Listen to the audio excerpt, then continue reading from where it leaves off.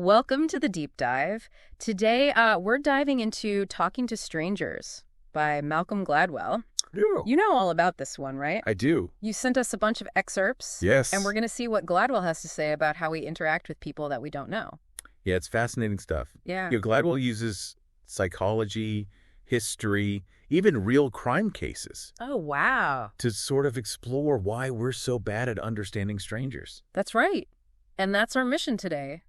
We're going to extract some of those key insights from this book and see what they mean for you, the listener. Right. And we'll be exploring things like default to truth, the myth of transparency, and how even something like alcohol can completely warp our judgment. Yeah, so Gladwell, argues that humans are naturally inclined to believe strangers. Mm-hmm.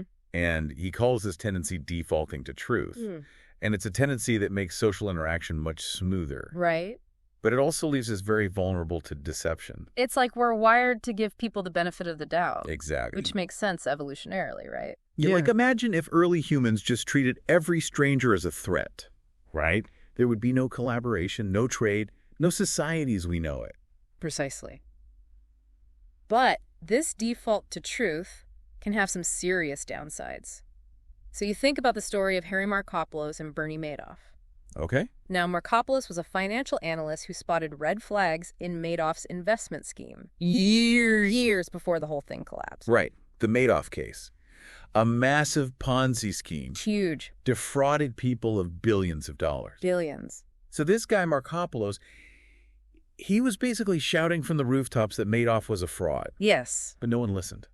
Nobody. People, even experts at places like Renaissance Technologies. Wow. They defaulted to truth. They trusted the system Madoff's reputation. It's okay. They simply couldn't or wouldn't believe someone at his level was capable of such massive deception. It's almost like when a magic trick is really good. Right? We're so focused on the impossible outcome that we don't even try to figure out how it was done. That's a great analogy. And Gladwell calls people like Markopolos holy fools. Holy fools. The ones who constantly question and poke holes in what everyone else accepts as truth. Right. Right. So they're essential for keeping things honest. Okay. But imagine if everybody was like that. Yeah, we would be paralyzed. We'd be paralyzed by suspicion. Yeah. There's got to be a balance. Right. So we need to recognize when that default to truth is most likely to backfire. Exactly. And Gladwell argues that encounters with authority figures, Okay. where power dynamics are at play, are particularly susceptible to this kind of misjudgment. And the Sandra Bland case immediately comes to mind. Yes. A routine traffic stop that escalated tragically. Tragically. I'm curious, does Gladwell connect her story to this default to truth idea? He does, but through the lens of the officer-involved officer Insignia. Okay. So he was operating in a high-crime area, what Gladwell calls a hotspot, Right. which likely heightened his suspicion. Okay. But rather than simply issuing a ticket, Right. Insignia, influenced by his training, was actively looking for any signs of potential wrongdoing. Okay. This mindset, coupled with Bland's frustration and agitation, Right. which he interpreted as signs of criminal intent, set the stage for this disastrous confrontation. So both Insignia and Bland were operating under assumptions Yes. that ultimately proved fatal. Yes. Insignia defaulting to suspicion, and Bland perhaps assuming the encounter would follow a predictable routine course? Precisely. Yeah. And it underscores a crucial point. Misjudgments are often a two-way street, Right. where both parties contribute to a breakdown in communication. Gladwell also tackles the concept of transparency, the belief that we can accurately read a stranger's emotions and intentions through their facial expressions and behavior. We like to think we're good at reading people, but Gladwell argues that this is largely a myth. Really? Yeah, he used a fascinating example from the Trobriand Islands to debunk this notion. Okay. So two social scientists studied emotional expression there Okay. and found that the Trobrianders expressed surprise with clicking sounds, Clicking sounds. not the wide-eyed expressions common in Western cultures. Huh. Interesting. So what we might perceive as a universal expression of surprise isn't so universal after all. It's not. What about other emotions? Right, like fear. Even more interesting, they interpret what we would consider a fearful face as a sign of aggression. Wow. So this highlights the cultural relativity of emotional expression. Right. What might seem obvious to us can be completely misinterpreted in another cultural context. This reminds me of another point that Gladwell makes. Okay. He says that we often overestimate how much our own emotions are visible to others. Right. Like when you're trying to keep a secret and you think you're doing a great job of hiding it, but everyone can totally tell something's up. Exactly. He cites a study where people were deliberately startled and then asked to guess how much their surprise showed on their faces. Okay. They drastically overestimated their expressiveness. Wow. And this flawed belief in transparency can have serious consequences. Like in the case of Amanda Knox, Yes. who was wrongfully convicted of murder. Wrongfully convicted. And I remember that case, the media scrutiny was intense. It was. Public perception was heavily influenced by misinterpretations of her demeanor. Right. Her immaturity and cultural differences were mistaken for callousness. Callousness. So it seems like this ties back to default to truth as well. Yes. The public defaulted to believing the narrative that fit their perception of her outward behavior, Yes. even though it lacked substantial evidence. Exactly. It's a sobering reminder that our reliance on transparency is deeply flawed. Right. And can have real-world consequences. Now let's talk about something that can really cloud our judgment. Alcohol. Okay. How does Gladwell tie this into the challenges of talking to strangers? Well, he argues that alcohol plays a significant role in how we perceive and interact with strangers, Okay. particularly in cases of sexual assault. That makes sense. Alcohol lowers inhibitions. Right. Can lead to misinterpretations of social cues. But how does Gladwell explain this in terms of brain function? Well, he explains that alcohol induces a sort of myopia, Myopia. where our focus narrows to immediate gratification, Okay. and our ability to process complex information plummets. So it's like tunnel vision. Exactly. He describes a study by Donald Goodwin, Okay. where participants who drank heavily couldn't even remember seeing dead mice in a frying pan moments later. Okay. That's a bit disturbing. Yeah. But it highlights just how much alcohol can impair memory and cognitive function, It does. essentially creating these gaps in our perception and recollection. Precisely. And this is why consent negotiation becomes so dangerous, if not impossible, when both parties are intoxicated. Right. You can't accurately interpret someone's intentions or consent when your brain is essentially operating on a limited bandwidth. Exactly. And this brings us to the Brock Turner case, Okay. a sexual assault on Stanford's campus that sparked national outrage Right. and a much-needed conversation about consent and alcohol's role in these situations. The case where both the assailant and the victim were heavily intoxicated. That's right. I remember this case being particularly controversial because of the lenient sentencing. Yes, it was. Mm. And Gladwell uses this case to emphasize the dangers of relying on transparency and consent negotiation when both parties are inebriated. Right. Alcohol fundamentally alters our perceptions, Okay. making it incredibly risky to assume we can accurately gauge someone's intentions. It seems like Gladwell is suggesting that alcohol creates a perfect storm for misunderstanding and misjudgment, He is. especially in situations with heightened emotional stakes. Yes. He even cites statistics showing that college students who've blacked out are twice as likely to be sexually assaulted. Wow. It's a stark reminder of the vulnerability that comes with excessive drinking. So when alcohol is involved, Right. the already complex dynamics of interacting with strangers become even more treacherous. Yes. We can't simply rely on our intuition or our ability to read social cues. Exactly. We need to be aware of the profound impact alcohol has on our cognitive abilities Okay. and approach situations involving alcohol with a heightened sense of caution.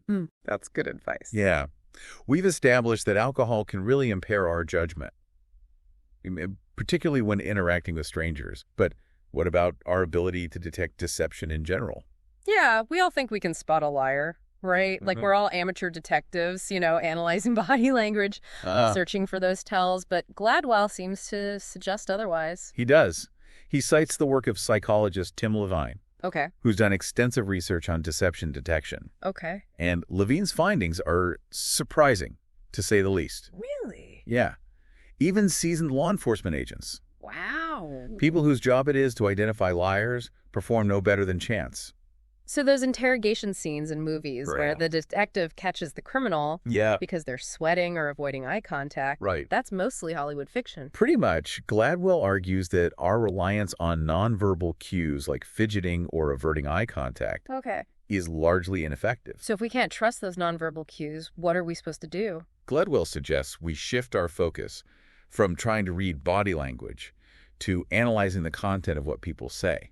Okay. So it's about paying attention to inconsistencies in their stories, Okay. rather than trying to interpret their nonverbal behavior. So it's about being a critical thinker, Yes. looking for logical gaps or contradictions in their narrative, Exactly. essentially being your own fact checker. Precisely.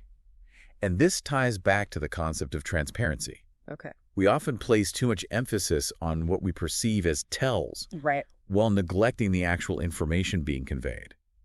It's almost like we get so caught up in the performance, the way someone presents themselves, Yeah. that we miss the substance of what they're saying. Exactly. We let those first impressions cloud our judgment. And this is where our biases can really lead us astray. Right. We might be more likely to believe someone who appears confident and charming, Right. even if their story is full of holes. Right, those con artists Exactly. who can swindle people out of millions because they're so charismatic and persuasive. Exactly. So Gladwell's exploration of lie detection serves as a cautionary tale, It does. reminding us that our intuition is not always reliable. Right. We need to engage our critical thinking skills when interacting with strangers, Yes. especially when something seems off. He's not saying we should be suspicious of everyone, Right. but rather we should be aware of the potential for deception Okay. and approach new encounters with a healthy dose of skepticism. Okay, so like online dating, Yes. financial transactions, Absolutely. anything where personal information is involved. Exactly. And he suggests we can learn from those holy fools we discussed earlier. Right. Those individuals who are naturally skeptical and question everything. So not necessarily becoming a conspiracy theorist, Right. but cultivating a more questioning mindset. Exactly. Always asking why, Yes. looking for evidence to support what we're being told. Precisely. It's about challenging assumptions, seeking out different perspectives, and being willing to entertain the possibility that we might be wrong. This all sounds pretty heavy. Yeah. Is Gladwell suggesting we live in a constant state of paranoia? Not at all. Yeah. He's advocating for a balanced approach. Okay. It's like that saying, trust but verify. Right. We can start with trust, but also look for evidence to support that trust. Okay. And be aware of the situations where deception is more likely to occur. That makes sense. So we're not throwing trust out the window, just being more discerning about when and where we place it. Exactly. And remember, context is key. Right. The environment in which we encounter strangers can significantly shape our judgments. Speaking of cultural differences, the Amanda Knox case comes to mind again. Yes. Didn't Gladwell argue that cultural misunderstandings contributed to her wrongful conviction? He did. Knox's behavior, which some perceived as suspicious, could be explained by her cultural background and her age. Okay. She was a young American woman thrust into a foreign legal system. Right. And her reactions were simply not aligned with the expectations of that context. It's a stark reminder that our judgments of strangers are often based on our own cultural norms, Yes. which may not be universal. They're not. We need to be aware of that potential for misinterpretation. Absolutely. Yeah. We should approach interactions with strangers with a sense of cultural sensitivity and awareness. Okay. What we might consider normal behavior can have completely different meanings in another culture. So in addition to being mindful of context and the potential for deception, Right. we also need to factor in cultural differences. Absolutely. It's like adding another layer of complexity to the already intricate task of talking to strangers. It is. But Gladwell argues that this complexity is inherent to the human experience. Okay. We're diverse creatures shaped by a myriad of factors, and that's what makes interacting with strangers so challenging Right. and ultimately so fascinating. Okay, so we've talked about default to truth, Right. the myth of transparency, Yes. and the challenges of lie detection. But Gladwell doesn't just focus on the negative aspects of talking to strangers, does he? He doesn't. Yeah. He also explores the idea that our struggles with strangers are a necessary consequence of our evolution as a social species. Wait, how can being bad at something be a good thing? Well, Gladwell argues that as humans evolved to live in larger and more complex social groups, Okay. we developed a need for trust and cooperation. Okay. We had to be able to interact with people we didn't know, to form alliances, to trade, and to collaborate. That makes sense. You can't build a functioning society if everyone is constantly suspicious of each other. Precisely. Defaulting to truth, even if it makes us vulnerable to deception, Right. was essential for these social interactions to occur smoothly. So it's like a trade-off. Exactly. We accept the possibility of being deceived Yeah, in exchange for the benefits of social connection and cooperation. exactly. And this is why Gladwell argues that we shouldn't bemoan our struggles with strangers, Okay. but rather accept them as a necessary part of the human condition. It's like learning to live with a chronic illness. Huh? You can't cure it, but you can manage it and live a fulfilling life. That's a great analogy. And so Gladwell encourages us to approach our interactions with strangers with both humility and awareness. Humility in recognizing that we are all susceptible to misjudgment Yes. and that our perceptions of others are often flawed. And awareness of our biases, of the context of the interaction, and of the potential for miscommunication. So it's not about becoming perfect at talking to strangers, No. but rather about striving to do the best we can given the inherent challenges. Precisely. And Gladwell does offer some practical advice on how we can improve our interactions. Okay. He emphasizes the importance of context. We've talked about that quite a bit already, but can you give me some specific examples of how context can influence our judgments of strangers? Certainly. Think about encountering someone in a dark alley versus meeting them at a coffee shop. Right. Your perception of them, your level of trust is likely to be different in each scenario. Yeah, that's obvious. But what about more subtle contextual cues? Gladwell points out that even something as seemingly insignificant as the time of day Oh, really? can influence our judgments. Okay. We might be more cautious interacting with a stranger late at night than in broad daylight. That makes sense. Our sense of vulnerability can shift Yes. depending on the time, the location, the number of people around. Exactly. And he also stresses the importance of being aware of the specific situations where our default to truth is most likely to backfire. Like encounters with authority figures. Yes. High-stakes financial transactions or online interactions where anonymity can embolden deception. Precisely. In these situations, we need to be more discerning. Ask more questions, verify information, and be wary of those who appear too good to be true. So it's about being aware of our own vulnerabilities. Yes, Recognizing the situations where we might be more susceptible to being deceived. exactly. And it's not just about being cautious. Gladwell also encourages us to cultivate a more questioning mindset, challenge assumptions, and be open to alternative explanations. Embrace intellectual humility Mm-hmm. and recognize that we don't have all the answers. That reminds me of something we discussed earlier. Okay. It's about being our own holy fool, in a sense. Yes, But without becoming overly suspicious of everyone we meet. exactly. It's about finding that balance between trust and skepticism. Right. And it's also about recognizing that misjudgments often stem from a lack of empathy. That's an important point. We can't truly understand someone else's actions Right. if we don't try to see the world from their perspective. Gladwell urges us to try to understand the perspectives of others, Okay. even those who seem different from us. Okay. Recognize that everyone has a story, and our judgments of others are often based on incomplete information. It's about acknowledging that our initial perception of a stranger is just a snapshot, Yes. a glimpse into their life, and that there's so much more beneath the surface. He argues that by truly listening to others, paying attention not just to their words, but also their nonverbal cues, Yep. we can build rapport and gain a better understanding of their perspective. This can help avoid miscommunications and build stronger connections. It's about recognizing that talking to strangers, while often challenging, is also an opportunity for growth, Yes. for expanding our understanding of the world and the people in it. Precisely. And Gladwell offers some specific suggestions for improving those interactions, Like what? starting with being more mindful of our own nonverbal communication. Okay, we all know body language is important. Yeah. But how can we be more aware of the signals we're sending without overthinking it? He encourages us to be more aware of our nonverbal cues, Okay. striving to project openness and friendliness and being careful not to send mixed messages. So pay attention to things like posture, eye contact, facial expression. Exactly. Make sure they're aligned with the message you're trying to convey. Exactly. And he also suggests we be more intentional about our listening skills. It's easy to fall into the trap of thinking about what you're going to say next, instead of actually listening to the other person. Gladwell encourages us to practice active listening, paying attention to both the words and the nonverbal cues of the speaker, and asking clarifying questions to ensure we understand their perspective. It's about showing genuine interest in what the other person has to say. It's not just about hearing words. No. It's about understanding the meaning behind them, the emotions being expressed, Right? the nuances of the communication. Precisely. And he also stresses the importance of finding common ground. Okay. When we encounter strangers, we often focus on the differences between us, Right. our different backgrounds, beliefs, and experiences. Right. But Gladwell argues that it's just as important to look for commonalities. We all share certain basic human needs and desires. We do. And by focusing on these shared aspects, Yes. we can build connections and foster a sense of mutual understanding. It's like building a bridge across the divide. Exactly.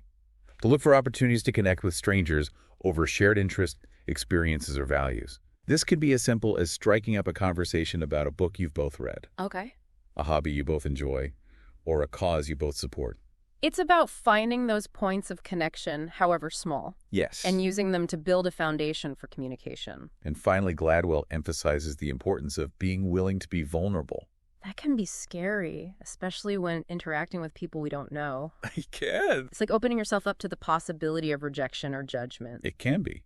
But Gladwell argues that by letting down our guard a little, Okay. by sharing something personal, we can invite others to do the same. This doesn't mean oversharing or revealing intimate details to complete strangers. Right. But it does mean being willing to be open and authentic. It's about showing your true self and creating a space for genuine connection and understanding. Okay.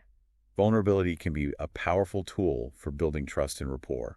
It's like saying, hey, I'm a human being with flaws and insecurities just like you. Exactly. And in that shared humanity, in that willingness to be vulnerable, we can find the foundation for meaningful connections, even with strangers. So we've explored a lot of ground here, from the pitfalls of default to truth to the myth of transparency, the challenges of lie detection, and the impact of context and culture on our judgments. It's a lot to unpack. It is.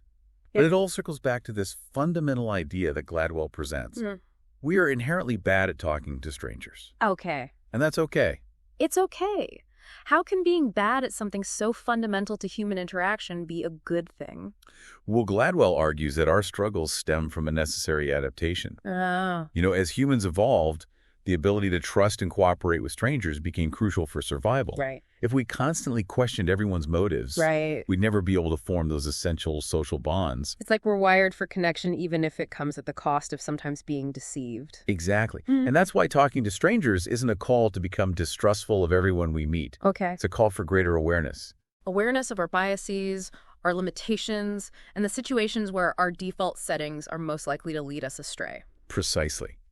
It's about recognizing that every encounter with a stranger is a unique situation, Really? requiring us to be attentive to context, cultural cues, and any red flags that might warrant further scrutiny. And it's about engaging our critical thinking skills. Yes. Not blindly accepting everything at face value, but asking questions, looking for inconsistencies, Right. being willing to challenge our own assumptions. We may not become experts in lie detection overnight, Right. but we can learn to be more aware of the limitations of our intuition, especially in those high-stakes situations where the consequences of misjudgment can be severe. So instead of relying on gut feelings, we need to rely on evidence, on logic, on a more measured assessment of the situation. Gladwell also stresses the importance of clear and open communication. Okay. This is particularly crucial in situations involving consent, Right. where the potential for misinterpretation is high. We need to be able to articulate our boundaries, understand the nuances of nonverbal cues, and be receptive to feedback.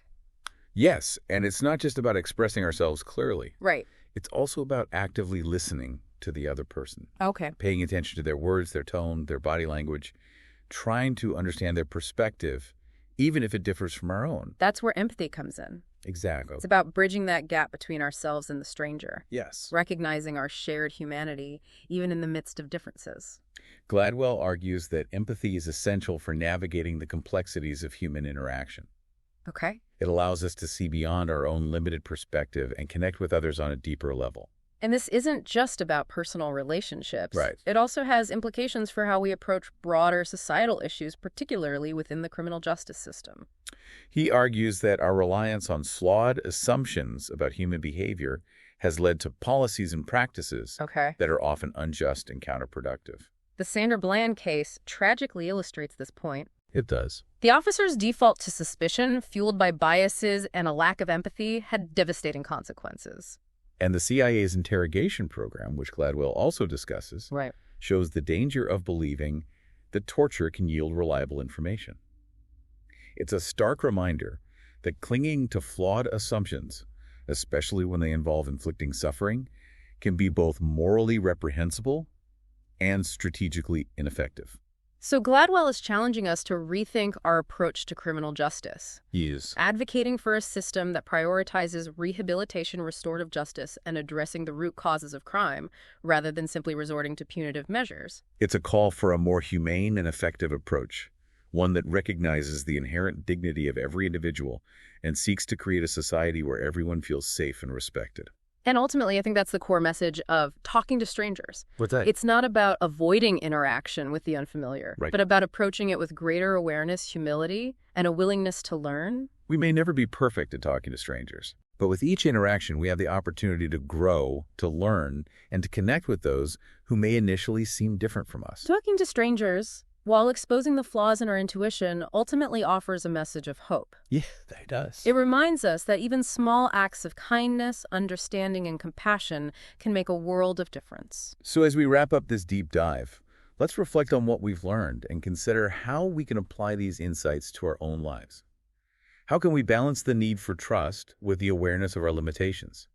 How can we be more mindful and empathetic in our interactions with strangers? These are questions worth pondering, and I encourage you to continue exploring these ideas and engaging in thoughtful conversations about how we can better connect with each other in this complex world. You've given us a lot to think about, and I think that's the mark of a truly great book. It sparks conversation, challenges assumptions, and leaves us with more questions than answers.